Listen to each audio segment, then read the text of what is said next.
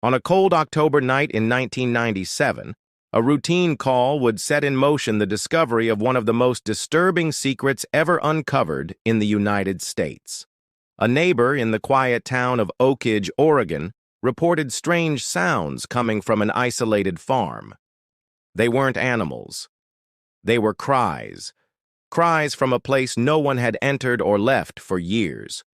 What they found behind the rusted sealed barn door shattered everything they thought they knew about human cruelty and survival. Inside, 7 men, confined and forgotten, lived in conditions so horrifying that they defied belief. Their isolation wasn't by chance. It was by design.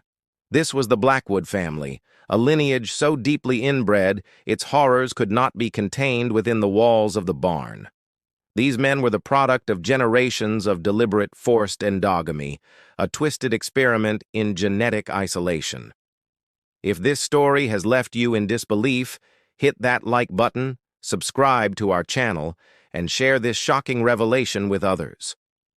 We dive deep into stories that uncover the darkest corners of human existence, and we wouldn't want you to miss the next one. On October 17, 1997, Sheriff Thomas Wilkins received an anonymous phone call that would forever change the quiet city of Oakage, Oregon.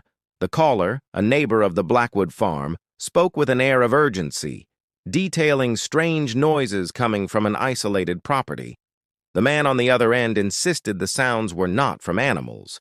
He had been hearing what he described as shouts echoing from the direction of the Blackwood residence. At first, Sheriff Wilkins wasn't sure whether this was another hoax or a legitimate concern. Oakage was a small town, and it wasn't uncommon for locals to exaggerate odd occurrences. However, the neighbor's insistence and the seriousness of his tone convinced Wilkins to investigate further. The Blackwood farm, located about 40 kilometers outside of town, had always been a subject of local gossip, but no one had paid it much mind. When Wilkins and his team arrived at the property, they were immediately struck by the dense forest surrounding the area. The farm was hidden from sight, its presence almost obscured by the thick vegetation. As they approached, they noticed the tall barbed wire fence, nearly 3 meters high, separating the farm from the outside world. It was evident that the property had been isolated for a long time. At the center of the farm stood the barn, old and weathered, its red paint long faded. What caught the officer's attention was the barn's door. It was not only shut, but locked multiple times with chains, padlocks, and heavy metal locks. Something felt off about the place, and the air surrounding it was thick with a strange energy.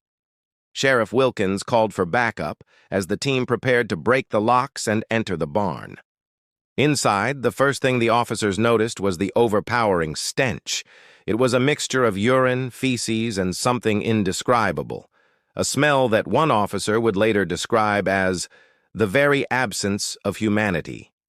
The barn, which appeared ordinary from the outside, was anything but that. The light that filtered through cracks in the roof revealed a scene so disturbing that it was beyond belief. The barn's interior was filthy, a stark contrast to the carefully maintained exterior. There, huddled in the dim light, were 7 men. Their ages ranged from young to middle-aged, yet all of them shared unsettling physical characteristics. Their faces were marked by severe malformations, extra fingers, and unusual eye conditions. The most shocking similarity was their expression. Each man had the same vacant, empty look in their eyes. Dr. Michael Stevenson, a local coroner who was called to the scene, later described the discovery as one of the most disturbing of his career. "In my 27 years of medicine," he said in an interview with the Portland Herald, "I've never seen anything like this." The men, though alive, were clearly suffering from the effects of extreme isolation, but it was their genetic abnormalities that truly alarmed the medical team. As the investigation continued, it became clear that the men had not simply been isolated by chance. The Blackwood family, the property's owners, had been engaging in a disturbing and deliberate form of endogamy, a practice where close family members marry and reproduce in order to keep their bloodline pure. This had been going on for generations, resulting in severe genetic deformities and health issues among the Blackwood men. One of the first things that the officers uncovered was a series of meticulously kept records. Diaries, written by various members of the Blackwood family, described the intentional effort to breed a pure lineage. The notes, found in the farmhouse, documented which physical traits the patriarch, Jeremiah Blackwood, sought to pass on through generations. Eye color, bone structure, and other genetic traits were carefully planned. The Blackwood family's history in Oakage was one of isolation and secrecy. The family had first settled in the area during the Great Depression, when Jeremiah's grandfather, Elijah Blackwood, bought the land for a fraction of its value. Local records from the time indicated that the land had a dark reputation, its previous owner, John Wickman, having murdered his entire family before taking his own life. Despite the history of tragedy that surrounded the property, the Blackwoods remained, largely out of view from the rest of Oakage. In the early years, the family made occasional visits to town for supplies, but they kept to themselves. The children were educated at home, never attending public school. There were whispers about their strange behavior, but no one paid it much attention. However, as the years passed, the Blackwoods became more and more reclusive. When World War II came, the family resisted any attempts to engage with the outside world. In 1943, when recruitment agents visited the farm, Elijah Blackwood threatened them with a shotgun, refusing to let his family be involved. This incident only fueled the rumors surrounding the Blackwoods, but no one dared to investigate further. Jeremiah Blackwood, who took over the family after Elijah's death, continued this pattern of isolation. He made few trips to town, and when he did, he purchased supplies in bulk to ensure the family could remain self-sufficient for extended periods. In the early 1980s, the Blackwood family built the barn that would later house the men. However, it wasn't just any barn. It was designed as a space of confinement. Jeremiah's interest in genetics grew over the years. He began to document the family's genetic traits and the results of his inbreeding experiments. His obsession with creating a pure bloodline became the driving force behind his actions. According to his diaries, he believed that society had forgotten the laws of nature, and that his family's isolation was a form of evolutionary progress. As the years went by, the men lived increasingly isolated lives. The barn, which had once served as a storage space, became a prison, a place where the men were confined and subjected to the will of their patriarch. They were forced to participate in a cycle of inbreeding, with each generation more deformed than the last. Yet, all of them were kept in the dark about the true nature of their existence. The barn was not a place of safety, it was a place of control. Jeremiah Blackwood had designed it with a system of locks that could only be opened from the outside. The men lived in a state of constant surveillance, their movements restricted to the small, confined space. They were fed only what Jeremiah deemed necessary, and their lives were dictated by his twisted vision of genetic purity. The conditions inside the barn were nothing short of medieval. The men were given basic tasks to perform, tending to a small garden, sewing, and cooking simple meals. They were isolated from the outside world, with no access to news, radio, or any form of communication. Jeremiah had created a controlled environment in which the men were not only physically isolated, but mentally conditioned to accept their fate. The psychological effects of this isolation were profound. The men had no knowledge of the outside world and believed the narratives that Jeremiah had constructed for them. They thought the outside world was full of radiation and disease, and they were the last healthy humans left. They believed that one day they would leave the barn to repopulate the earth, unaware of the horrors that awaited them beyond the walls of their prison. When the authorities finally broke into the barn, they discovered the full extent of Jeremiah Blackwood's delusion. The men, who had been subjected to years of genetic manipulation, were found in a state of shock and confusion. They had been kept in the dark for so long that they couldn't comprehend the reality of their situation. Their rescue marked the beginning of a long, difficult process of rehabilitation. The men were transported to a medical facility in Portland, where they underwent extensive evaluations. Doctors found that their bodies and minds had been severely affected by the decades of isolation and inbreeding. The genetic damage was profound, with many of the men suffering from multiple health issues, including heart defects, intellectual disabilities, and severe physical deformities. As the investigation into the Blackwood family continued, it became clear that their actions had been the result of years of deliberate isolation and manipulation. Jeremiah Blackwood, who had carefully documented his experiments, was arrested along with his brother, Joseph. Both men were charged with multiple counts of abuse, incest, and kidnapping. Their trial became a national spectacle. In the end, the Blackwood family's story served as a grim reminder of the dangers of isolation, paranoia, and unchecked power. The men, though traumatized, were given a chance at recovery, and their story helped raise awareness about the importance of monitoring isolated communities. The Blackwood case was a dark chapter in American history, but it also highlighted the strength of the human spirit in the face of unimaginable cruelty. The discovery of the barn marked the beginning of an investigation that would send shockwaves through the small town of Oakridge. The officers who arrived at the Blackwood farm were unprepared for what they would find. The barn, though modest in appearance from a distance, held secrets that would unravel the very fabric of the community's understanding of family and isolation. As the team approached the barn, the sense of unease grew. The barbed wire fence that surrounded the property was not just a physical barrier, but a symbol of the Blackwood family's desire to remain untouched by the outside world. Sheriff Wilkins felt a chill in the air, the kind that suggested something much darker than a simple case of neglect.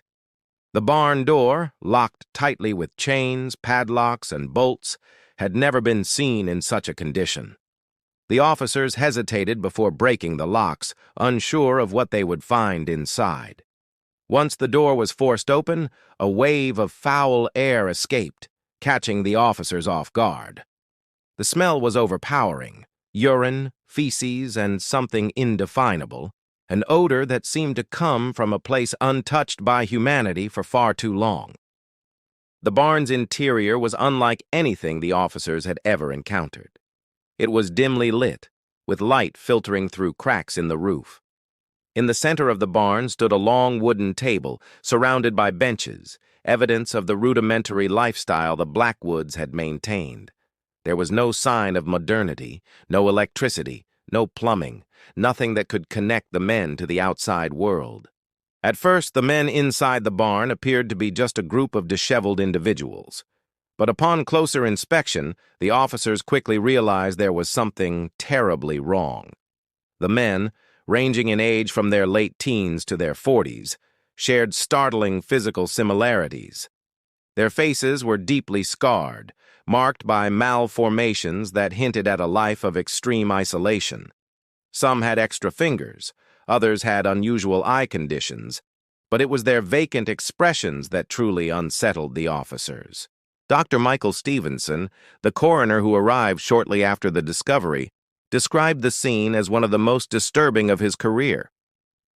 "In all my years of medicine," he said, "I've never seen anything like this.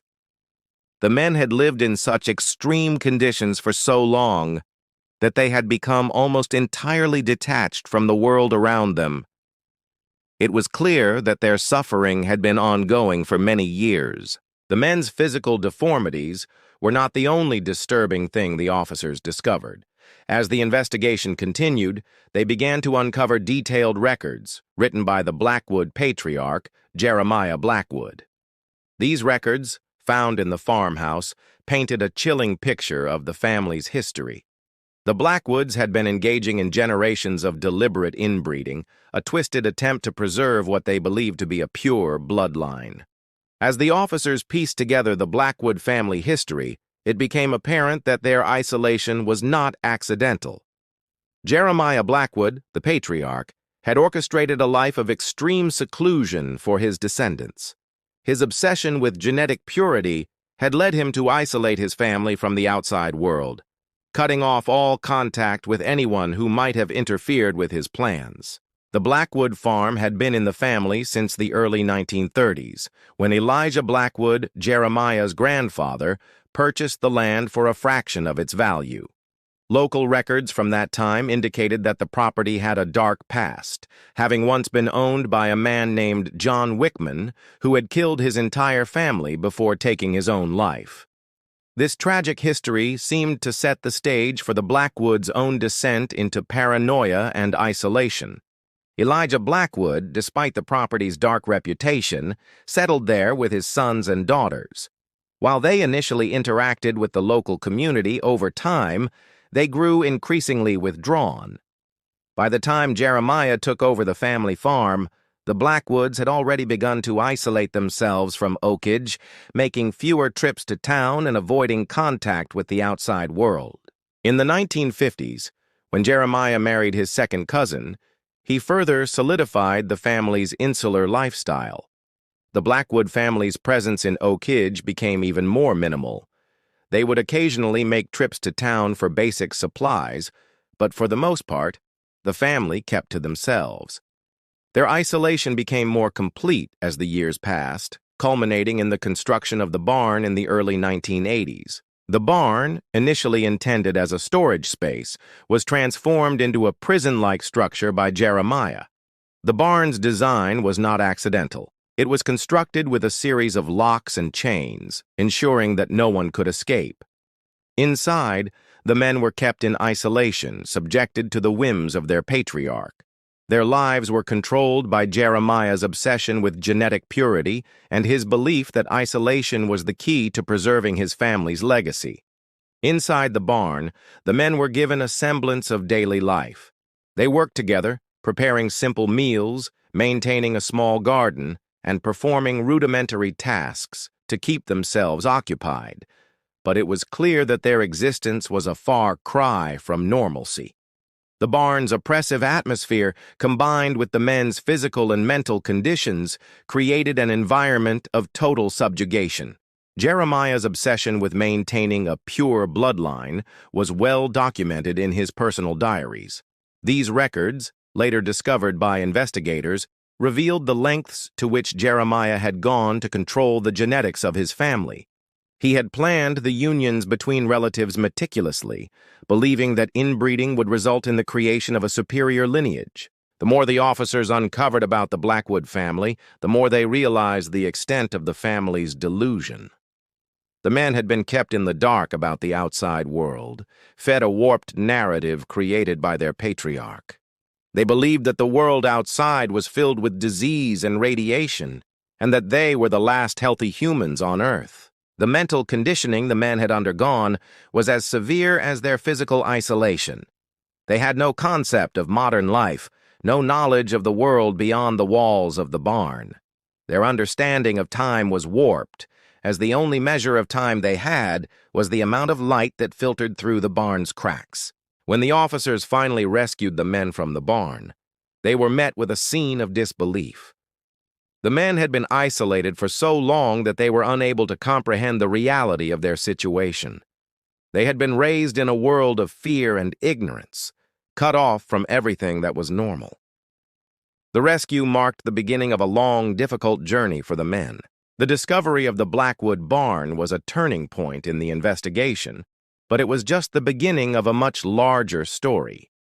As the authorities began to piece together the full scope of the Blackwoods' actions, they were forced to confront the disturbing reality of how far a family's obsession with isolation and genetic purity could go. The Blackwood family's legacy would leave a dark mark on Oakage, and the men's journey to recovery would be long and fraught with challenges. The origins of the Blackwood family were steeped in mystery long before the events of 1997. The land they had settled on was marred by a dark history, but Jeremiah Blackwood, the patriarch, had chosen to ignore the warnings. His grandfather, Elijah Blackwood, had purchased the property during the Great Depression for a fraction of its worth. The family moved onto the land in 1931, seemingly unaware of the property's sinister past. The previous owner, a man named John Wickman, had murdered his entire family before taking his own life. The tragic history of the land was well known in Oakage, but it was a history that Elijah Blackwood chose to overlook. He saw the land as a place of opportunity where he and his descendants could thrive away from the turmoil of the world outside. Despite the history, Elijah and his sons, including Jeremiah's father, Harold, were determined to make a life on the farm. In the early years, they interacted with the town's people, but this contact slowly diminished over time. The Blackwoods began to retreat into themselves, choosing to focus on their land and their work, keeping a distance from the rest of the world. It wasn't long before the town began to notice the Blackwoods' growing isolation. The family made fewer trips to town, and when they did, they were often seen in the company of only themselves, rarely speaking to anyone else. It was as if they had decided to become strangers to the world around them. In the late 1940s, Elijah's son, Harold Blackwood, took over the family farm. He was a man of few words, preferring to keep to himself and avoid any unnecessary interactions. His choice to marry his second cousin, Rebecca, further distanced the Blackwoods from Oakage. Harold's new wife was never seen by the locals, and their union seemed to seal the Blackwood family's fate of isolation. Harold's decision to withdraw from society only intensified when, in the early 1950s, the family became even more reclusive. They would rarely leave the farm, making only occasional trips to town for basic necessities.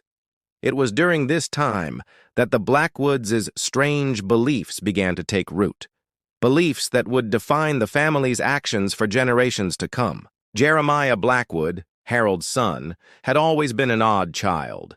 He grew up with little social interaction and was often left alone on the farm, developing a mindset that would later shape his actions. He began to adopt his father's belief that the outside world was corrupt, that the Blackwood name needed to be preserved by any means necessary. In his youth, Jeremiah started to read about genetics, a subject that would fascinate him for the rest of his life. He became convinced that the key to maintaining the purity of the Blackwood bloodline was to limit outside influence. No marriages with outsiders, no interaction with the outside world. His obsession with this idea began to take over every aspect of his life. Jeremiah's obsession with genetic purity reached its peak when, in the 1980s, he began to systematically isolate his family from all outside contact. The once minimal trips to town stopped entirely. The Blackwood farm became a self-contained world, one that revolved entirely around Jeremiah's twisted vision of genetic superiority. He also began to manipulate the family's genealogy, ensuring that each union between family members would serve his goal of purifying the bloodline. He recorded each individual's physical traits meticulously, making careful notes about eye color, bone structure, and even the genetic health of the men. Jeremiah's plan was clear. The Blackwoods would remain untouched by the world outside, and their lineage would grow stronger through selective inbreeding. As the years went by, the Blackwoods' isolation became more extreme. The men on the farm were subjected to a strict regimen, isolated not just physically, but mentally as well. They were kept in the dark about the world beyond the farm, with only the twisted beliefs of Jeremiah to guide them. The men believed that they were part of a noble and superior bloodline, untouched by the sickness and corruption of the world. By the early 1980s, Jeremiah had completely abandoned the notion of engaging with the outside world. The Blackwoods' connections to Oakage had all but disappeared. The only purpose for visiting town was to gather supplies that would allow them to remain self-sufficient. The Blackwoods' isolation was now total. No one outside the family ever came to the farm, and the Blackwoods never left. Jeremiah's fixation on creating a pure bloodline led him to build the Red Barn, a place that would eventually become the center of the family's twisted breeding program. It was here that the men would be kept in isolation, living under the strict supervision of their patriarch. The barn was not just a structure for storage, it was a prison. In the years that followed, the Blackwoods continued their cycle of inbreeding, each generation more deformed than the last. The men were kept in the dark about the nature of their existence, believing that they were simply carrying out the will of their father and grandfather. Jeremiah had convinced them that the world outside was dangerous, that they were the last bastion of purity in a world that had long since lost its way. But despite their complete isolation, the Blackwoods' actions did not go unnoticed. Rumors began to spread around Oakage about the strange behavior of the Blackwood family. The farm was rarely seen, and no one had any idea what was going on inside. The Blackwoods' absence from the community fueled the gossip, and soon whispers of their unusual lifestyle became the talk of the town. However, the true extent of the Blackwoods' isolation and genetic manipulation remained a mystery until the authorities uncovered the barn in 1997. The discovery of the men trapped inside revealed the depths of Jeremiah Blackwood's delusion. The men were found living in conditions so horrific that they could hardly believe their own eyes when they were rescued. The Blackwood family's history, rooted in isolation, fear, and paranoia, had finally been uncovered. What had begun as a simple escape from the world had evolved into a cycle of abuse and genetic manipulation, one that would forever change the lives of the men trapped in the barn. From the moment Jeremiah Blackwood took control of the family farm, his obsession with creating a pure bloodline became his driving force. The desire to isolate his family from the outside world took shape in a series of deliberate actions. Over the years, he carefully manipulated every aspect of his family's existence. Jeremiah's belief in genetic purity was so extreme that it became a guiding principle for every decision he made. He had rejected modern society and its values, instead choosing to build a world where the Blackwood name remained untainted. This world was constructed on the idea of inbreeding, purifying the family bloodline by keeping it within the confines of the family. As a young man, Jeremiah started reading about genetics and the potential for selective breeding. He believed that by controlling whom the Blackwoods married, he could strengthen their bloodline. It was in these early years that his twisted vision of genetic manipulation began to form. He started documenting the family's physical traits and began to carefully plan future unions to preserve the purity of the bloodline. The Blackwood family, in Jeremiah's eyes, was a vessel for something greater.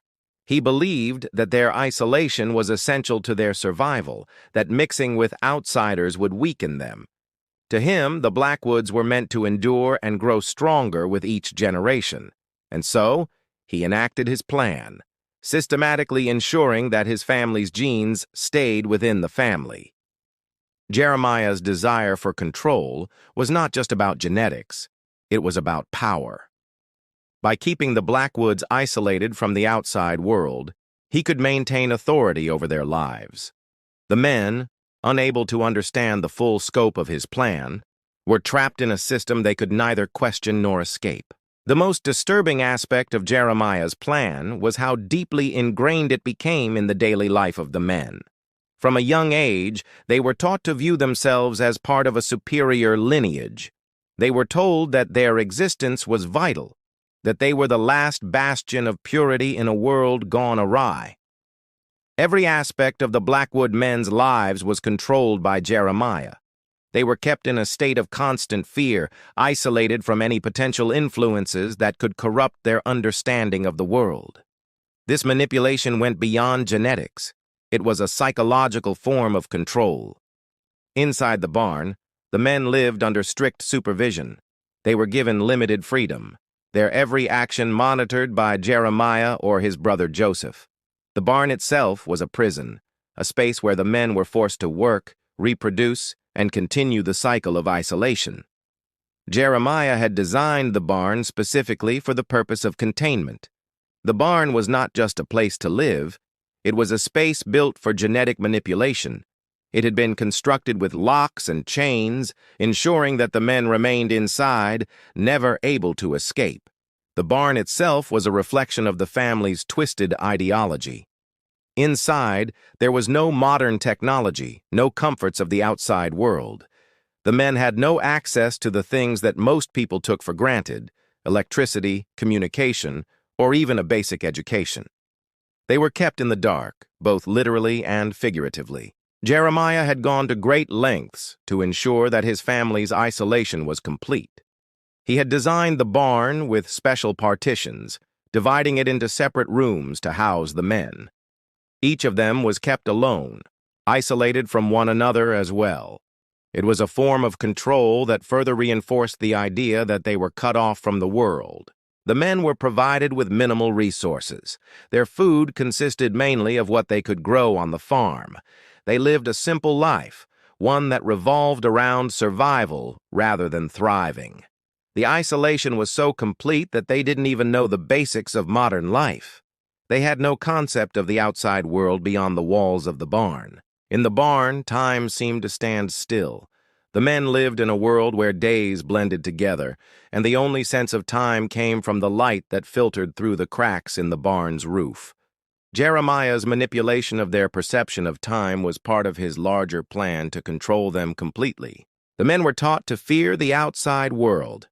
Jeremiah had convinced them that the world beyond the farm was filled with radiation, disease, and corruption. They believed they were the last healthy humans on Earth, and that one day, when the time was right, they would leave the barn and repopulate the world. In addition to his control over the men's lives, Jeremiah had taken to keeping detailed records of their physical and genetic traits. He noted everything from their eye color to their bone structure, creating a detailed family history. His obsession with genetics was a central part of his worldview, and he believed that every detail was essential to maintaining the purity of the bloodline. The men were subjected to regular evaluations by Jeremiah, who kept detailed notes on their physical condition and their ability to meet his expectations. These evaluations were part of the larger system of control, ensuring that the men remained in line with Jeremiah's vision of the future. As the years passed, the Blackwood men began to suffer from the effects of their inbreeding. Physical deformities became more pronounced, and health issues began to emerge. The genetic damage from years of isolation and forced reproduction was evident in the men's appearance and health. Despite the physical and psychological toll, Jeremiah continued to push the men to maintain his vision. He believed that they were part of a larger plan, one that would eventually lead to the creation of a superior lineage. The men, trapped in this cycle, had no way of knowing that they were being manipulated, that their lives had been reduced to mere experiments in genetic control. The cult-like system that Jeremiah had created within the Blackwood family was a testament to his twisted ideology. It was a system built on fear, manipulation, and a false belief in genetic purity. The men, unaware of the true nature of their existence, continued to live under the oppressive control of their patriarch. The barn, once a place of hope for the Blackwood men, had become their prison. It was a symbol of the twisted vision that had been forced upon them, a vision that would have lasting consequences for the rest of their lives. The Red Barn, which once stood as a symbol of the Blackwood family's self-sufficiency, had become the heart of their twisted existence. When it was built in the early 1980s, it was designed not just as a structure for storage, but as a space of total control. Jeremiah Blackwood meticulously planned every detail to ensure that no one could escape and no one could interfere with his control over the men. The barn was not simply a place for the men to live. It was a prison, a space where they were kept isolated from everything they had ever known. The barn had been constructed with security in mind. Heavy chains, padlocks, and iron bars were placed on every possible entry and exit point, ensuring that escape was impossible. The inside of the barn was just as imposing as its exterior. The space was divided into small, cramped rooms, each one separated by rough wooden partitions. There was no comfort, no space for privacy, just a constant reminder that they were under Jeremiah's watchful eye. The men were never allowed to be alone. Despite the oppressive nature of the barn, the men were forced to work. Their daily lives revolved around simple tasks, feeding themselves, maintaining the property, and completing basic chores. They were never allowed to stray from these responsibilities. Every action was part of the larger system of control that Jeremiah had carefully constructed. The barn was a constant reminder of the Blackwood family's isolation from the outside world. There were no modern conveniences, no electricity, no plumbing, no connection to the society that existed beyond the farm. The men had no idea of the changes that had occurred in the world outside. Over time, the barn's oppressive atmosphere took its toll on the men. They lived in a state of constant disorientation. The lack of natural light and the absence of any form of communication with the outside world made it difficult for them to keep track of time. They had no concept of days, months, or years. Jeremiah had ensured that the barn was a place of constant darkness. Windows were covered with wooden planks, and only a few cracks in the roof allowed the faintest glimmers of light to filter through. The men were kept in a perpetual state of uncertainty, with no way of knowing whether it was day or night. The only source of food came from the farm itself. Jeremiah had made sure that the men had just enough to survive, but not enough to thrive. They were kept on a monotonous diet, consisting mainly of vegetables, grains, and whatever small animals they could catch. It was a life of deprivation and constant struggle. The men were also subjected to strict rules about their interactions with one another. They were kept separated, isolated even from their own brothers. Jeremiah believed that isolation was key to maintaining control, and by keeping the men apart, he ensured that they were never able to form bonds that might weaken his influence over them. Inside the barn, the men were forced to live under the constant surveillance of Jeremiah and his brother Joseph. Any act of defiance was met with punishment, and the men quickly learned to obey without question. Their lives had become a series of routines, each one dictated by the whims of their patriarch. The barn was not just a physical prison, it was a mental one as well. The men had been conditioned to believe that their existence was part of a greater purpose. Jeremiah's teachings had convinced them that they were the last pure bloodline, chosen to repopulate the earth once the time was right. Jeremiah's belief in the Blackwood family's superiority was reinforced by the environment of the barn. He ensured that the men were kept in a constant state of fear, uncertainty, and confusion. The lack of knowledge about the outside world only strengthened his control over them. They believed the world beyond the barn was full of danger and that they were the only ones who remained untouched. The men's physical conditions deteriorated as a result of their isolation. Without proper medical care, many of them suffered from deformities, malnutrition, and various health issues. Their bodies had been weakened by years of inbreeding, and they were now forced to endure the effects of that genetic damage. Despite these hardships, the men remained loyal to Jeremiah. They had no concept of a life beyond the barn, and the world outside was nothing more than a distant myth. Jeremiah's belief that they were the chosen ones had taken root deeply within their minds. Life inside the barn was simple but cruel. The men had few possessions, and their only comforts came from the few books they were allowed to read. These books, however, were carefully selected by Jeremiah to reinforce his ideas. There were no stories of freedom or hope, only tales of survival and the importance of maintaining the family's bloodline. As time passed, the men grew more isolated. They had no contact with anyone outside the barn, and their social skills began to deteriorate. They had no concept of how to communicate with others, and their only interactions were with one another. It was a world entirely cut off from the reality that existed beyond the walls of the barn. The psychological toll of living in the barn was immense. The men were constantly afraid, unsure of what the future held. They were taught to believe that the outside world was corrupt and dangerous, and that they were the last hope for humanity.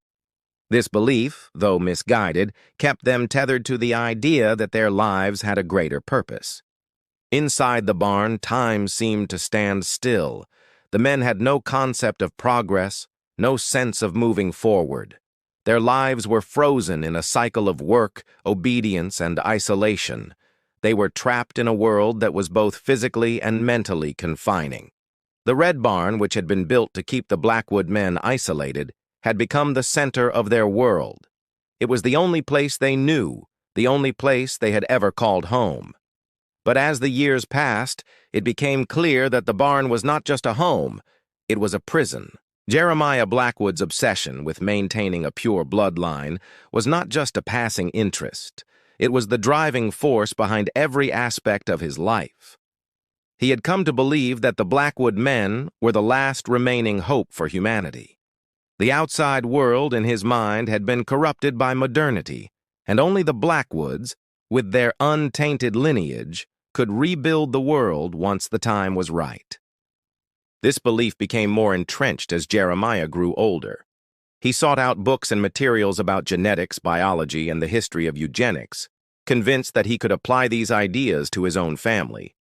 The idea of selectively breeding for certain traits fascinated him, and he began to believe that through inbreeding, the Blackwoods could achieve a form of genetic purity unmatched by any other group.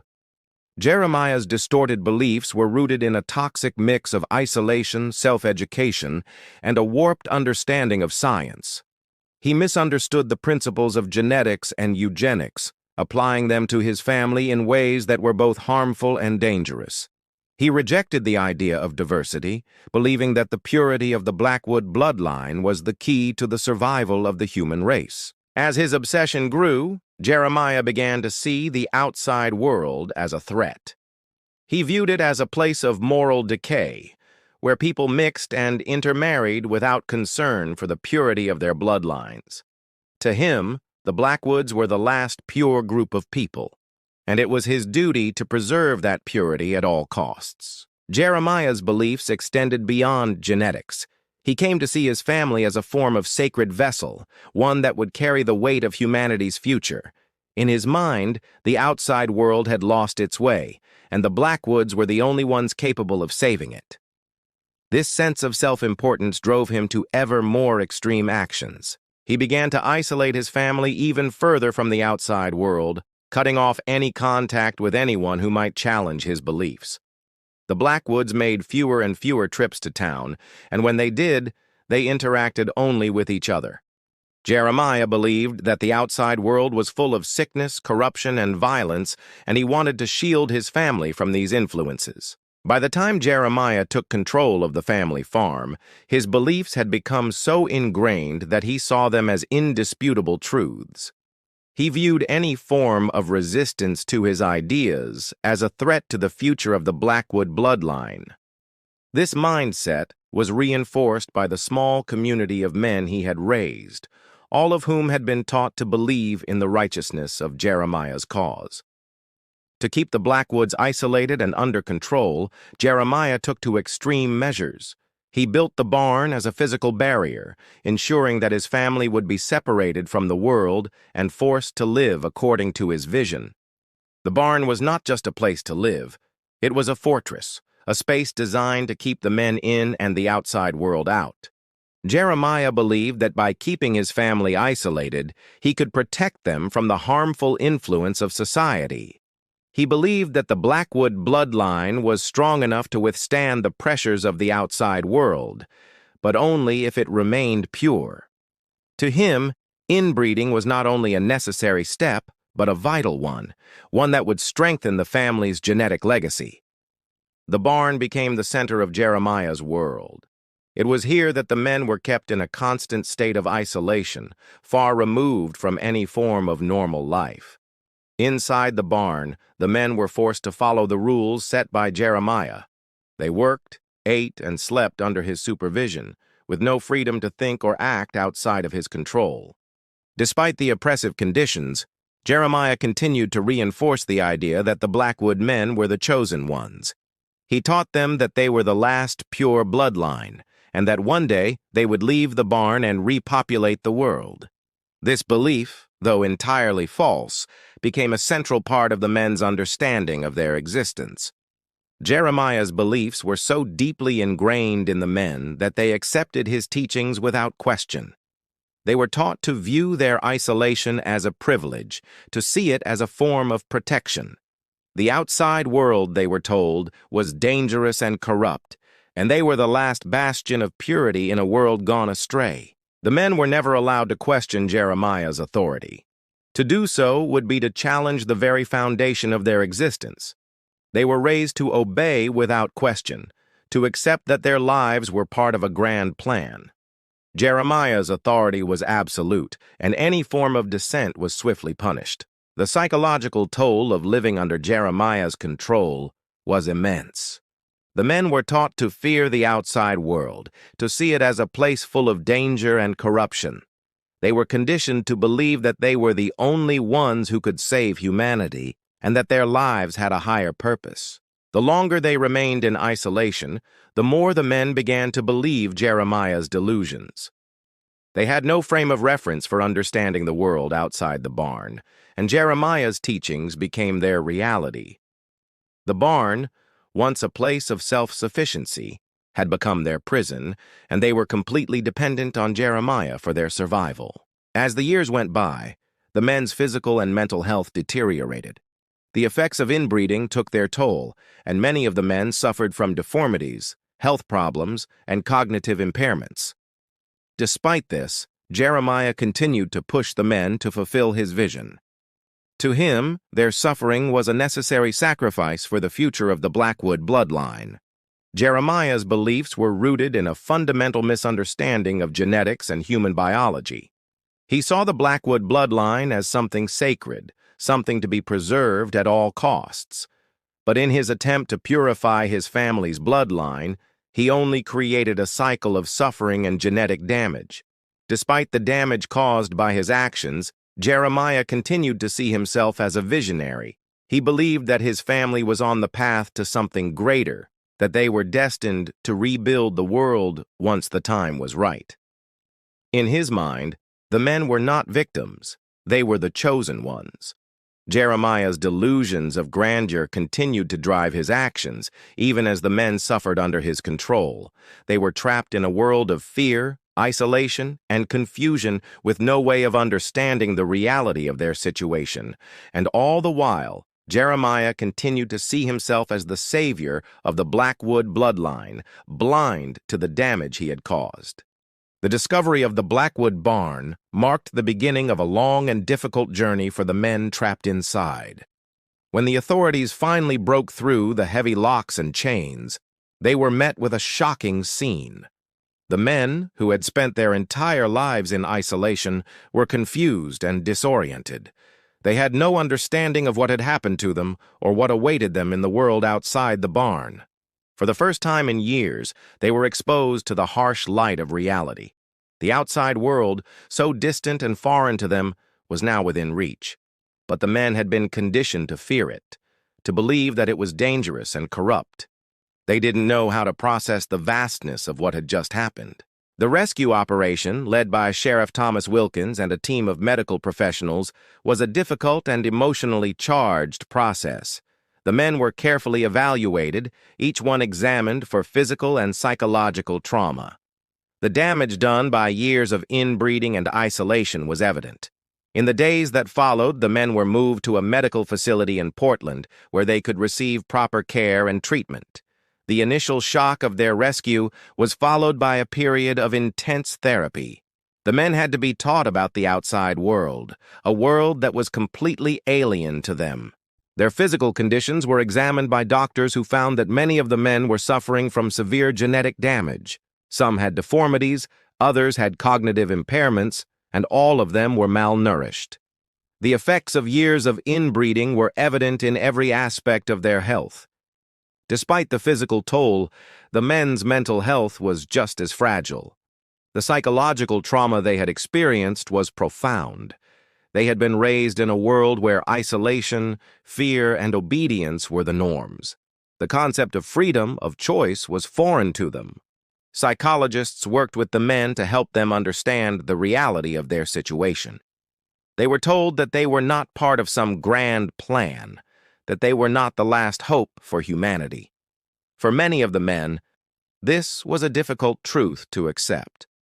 They had been raised to believe that their lives had a greater purpose. The road to recovery was long and difficult.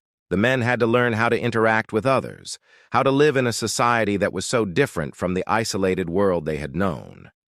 Simple tasks, like using a phone or watching television, were overwhelming for them at first. One of the greatest challenges was helping the men process their trauma.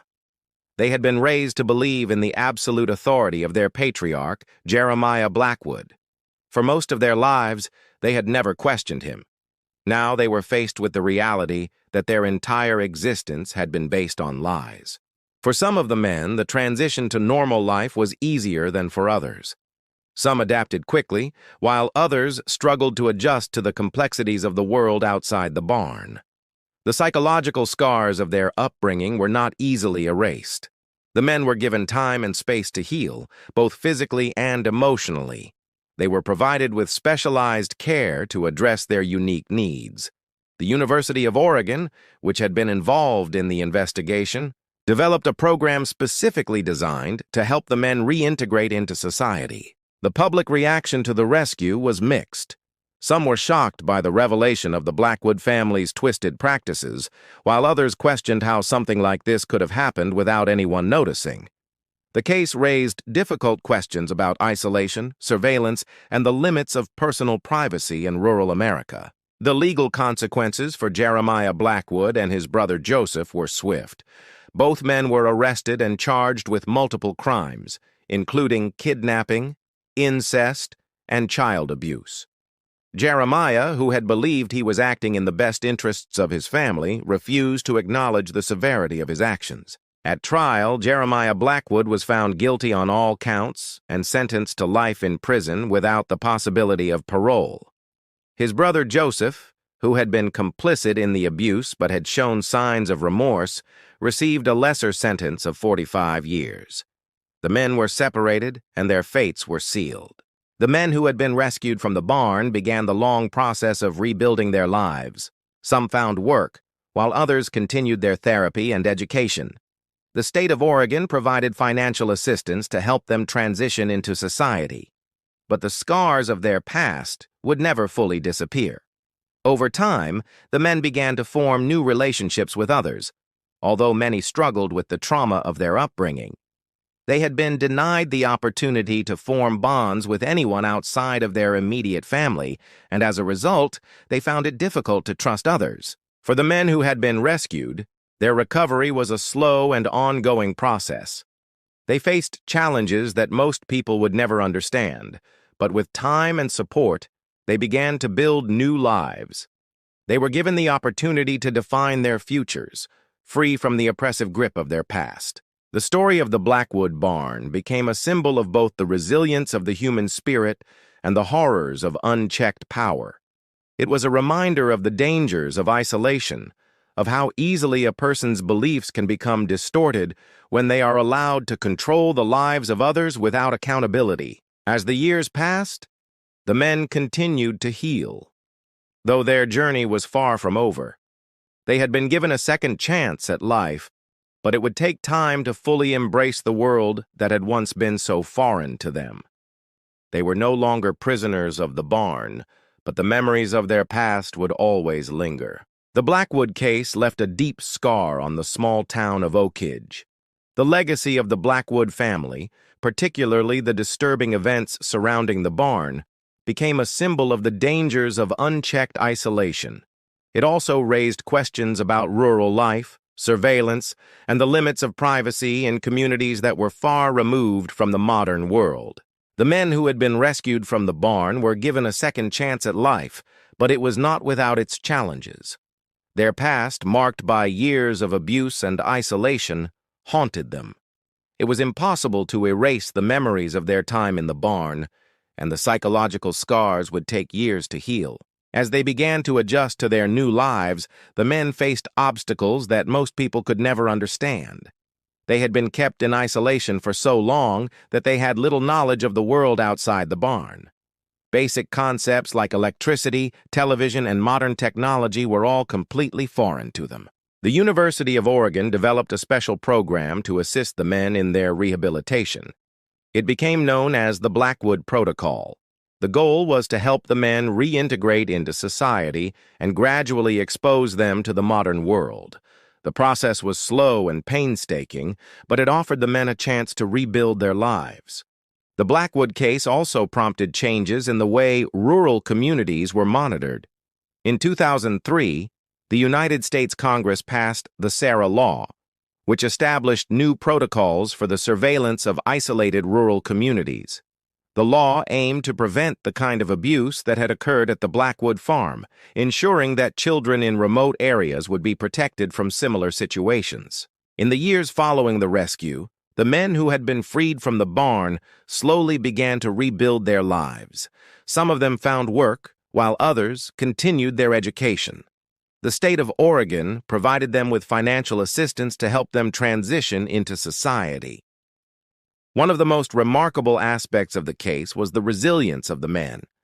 Despite the horrors they had endured, many of them showed remarkable strength in the face of adversity. They learned to adapt to the modern world, and with time they began to forge new relationships. However, the emotional toll of their past remained. The men struggled with trust, and many found it difficult to form close bonds with others. The years of isolation had left them wary of the outside world, and they were still learning how to navigate social interactions. Some of the men struggled with the trauma of their upbringing for the rest of their lives. Psychological treatment and therapy became a key part of their healing process. For some, the process of rehabilitation was long and difficult, requiring years of support and care. Despite the challenges, the men began to find new purpose. Some went on to become advocates for victims of abuse, using their experiences to raise awareness about the dangers of isolation and genetic manipulation. Their story, though tragic, became a powerful tool for change. The Blackwood family's legacy would continue to be felt for years to come. Their story highlighted the dangers of unchecked power and the importance of community oversight. The case became a landmark in the fight for children's rights and for the protection of vulnerable individuals in isolated communities. In 2001, Sarah Blackwood, the eldest of the rescued men, published his memoir, Born in Darkness: Memories of the Blackwood Barn. The book became an instant bestseller, and it was later adapted into a highly acclaimed HBO documentary. The documentary garnered attention across the nation and helped to shed light on the issue of rural isolation. The documentary had a profound impact on the public's understanding of the case. It brought attention to the dangers of living in extreme isolation and the devastating consequences that could result from a lack of intervention. The Blackwood case became a rallying point for advocates of social reform. While the men continued to recover, the Blackwood farm was eventually sold to the state of Oregon. The property, once the site of unimaginable horror, was demolished. In its place, a small memorial was erected to honor the resilience of the human spirit. The memorial, a simple bronze plaque, carried the words, "To honor the resilience of the human spirit in the face of extreme cruelty, to remember that isolation should never replace community surveillance." It served as a reminder of the importance of vigilance in protecting the vulnerable. As the years passed, the men who had been rescued from the barn began to live independent lives. Most of them eventually found stability and started families of their own. They never forgot what they had endured, but they were determined to move forward. While their past would always be a part of them, the men refused to let it define their future. They built careers, formed relationships, and created new lives for themselves. Their resilience became a testament to the human capacity for recovery and adaptation. Despite their progress, the Blackwood case would remain a dark chapter in American history. It served as a stark reminder of the dangers of extreme isolation and the consequences of unchecked control. The legacy of the Blackwood family, while tragic, became a force for change in the fight against abuse and isolation.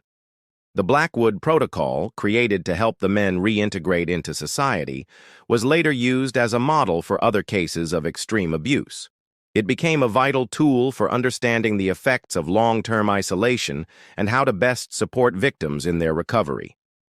The impact of the Blackwood case extended far beyond the lives of the men who had been rescued. It sparked a national conversation about the importance of protecting vulnerable individuals in rural communities and preventing the kind of abuse that had occurred on the Blackwood farm. In 2015, nearly 2 decades after the rescue, the Blackwood case was still a subject of national conversation. It had become a symbol of both the worst and the best of human nature, of the cruelty that can result from unchecked power and the incredible strength of those who survive such horrors.